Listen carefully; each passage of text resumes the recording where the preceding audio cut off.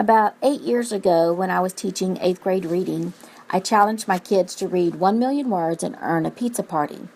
Most of the students participated, and one in particular was determined to be the first one to meet the challenge. He rose to the occasion by reading more books than he ever had. A few years ago, I met up with this young man who now works at our local HEB. He reminded me that he was the first one to read 1 million words. We chit-chatted a little more, and then I asked if he had continued to read. And can you guess his answer? His answer was, "No, not really. I just really wanted the pizza." That made me rethink the whole read for prizes debate. I would like to think that maybe he didn't just read for the pizza, that he read because he found some really great books, that he read because we had conversations about those books. I would like to think that maybe the following year he did not have a teacher that promoted books, valued reading, or had conversations about those books. Now I enter into the picture Donalyn Miller, author of The Book Whisperer and Reading in the Wild. In her books, Donalyn promotes creating a reading culture by building lifelong habits. Through creating a reading culture, the intrinsic motivation to read happens because reading is valued. We need to teach kids to read. We need to teach kids what it's like to be a reader and how to self-select books, how to share what they have read. Miller's strategies are helpful and insightful. For me, one of the main threads that ran throughout the book was that Miller was always talking about books with the kids.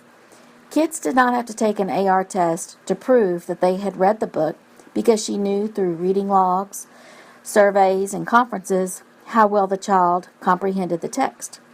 One other important thing to note is that Miller is a reader, so she can always talk books with kids.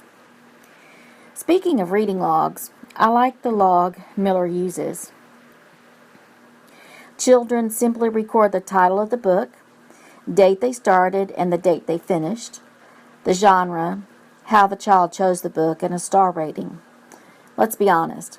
Reading logs where parents have to sign daily are in reality not the best practice.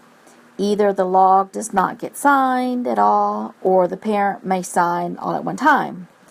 Even really good parents with the best intentions who love reading and knows their child reads every day may have done the whole sign it one time thing. Do you know anyone like that? Recently, I found another book called No More Reading for Junk: Best Practices for Motivating Readers by Barbara A. Marinick and Linda B. Gramble. By the way, I love the picture of the pizza on the cover. I felt like it was written just for me. This short book packs an enormous amount of research-based ideas and pedagogy to build intrinsic motivation. The authors emphasize the fact that time spent reading during class gives value to the act of reading. Kids should also be given time to talk about books and self-select their books. Again, the big question is, how do we hold kids accountable for what they have read? I love this one idea where kids create a listography to keep track of the books they have read. Kids create headers such as, loved it, love the cover, love the illustrations, I learned so much, and record the title